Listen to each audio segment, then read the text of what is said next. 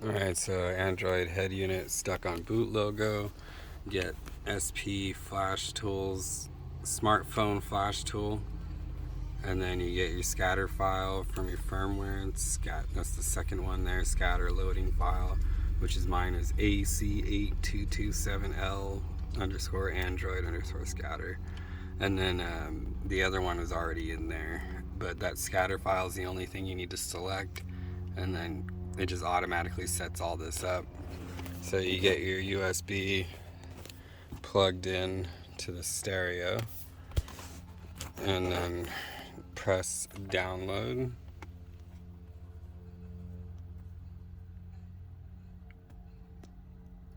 And then turn your stereo on, which I have mine hooked up here. And there it goes. Pick it up on the computer.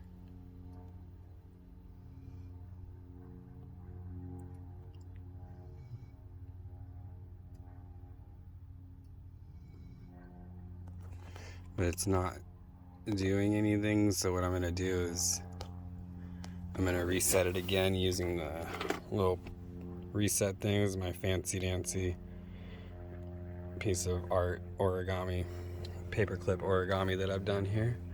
So I'm going to hold the reset button because I don't see that doing anything. So hold the reset button down.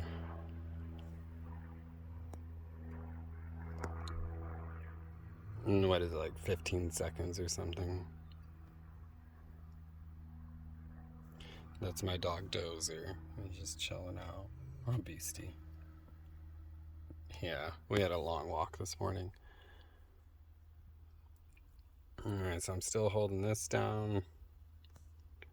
I'm gonna let go. Here we go. There it goes. See it?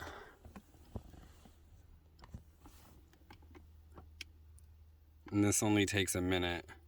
So I'm gonna pause it while it does that. So we're at 2 minutes and 20 seconds at 97%. And so that means it's done. So you just close that. And then disconnect it. And then reset it. And it just says no signal, but that's normal. For mine at least. The regular old reset.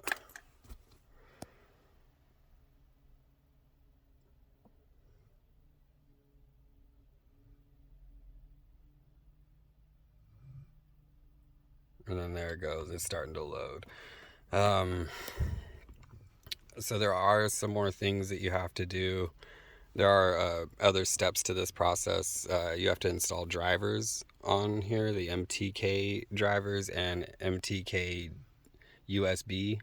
There's 2 drivers to install, and then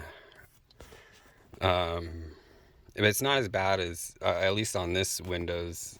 I'm not sure which one it is. I think it's 10 or 11. I don't even know what it is, but so with this one, I didn't have to really. It just came up with the red flag saying that these drivers aren't signed.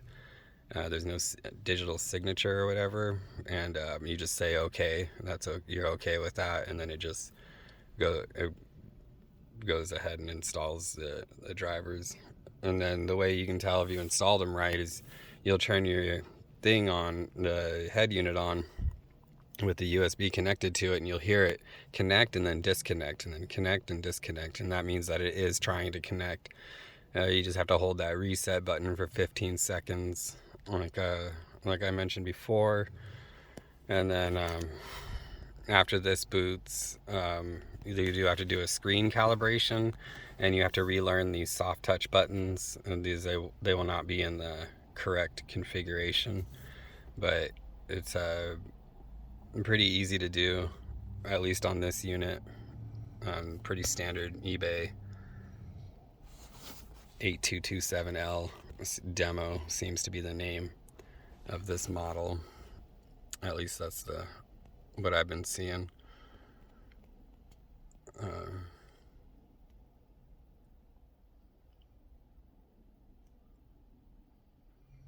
Well, as soon as this loads, I'll walk you through the steps. I guess I'll just let it run until it boots up. I don't think it should take that long.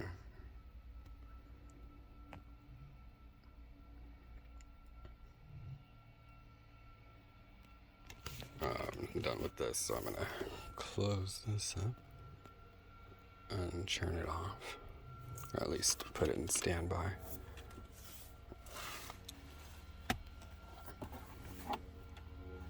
Dozy is a guy your ear. Hello, my beautiful boy.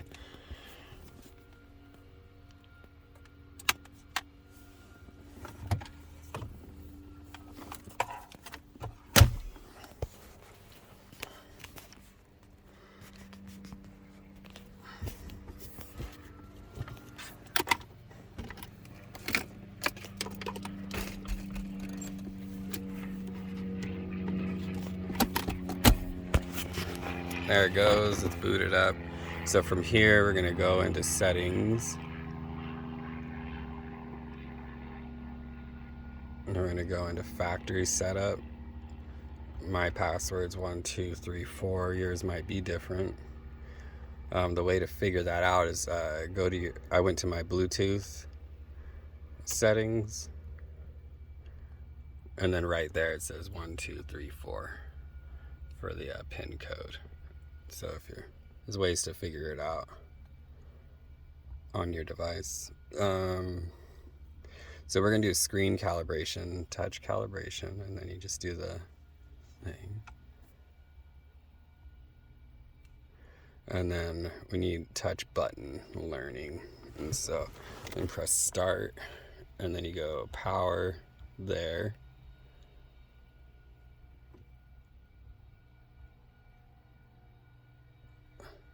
After clicking, there it goes. And then home, back, volume up, and volume down. And that's all of those. And then press end, and that'll save your settings. So now these buttons should work.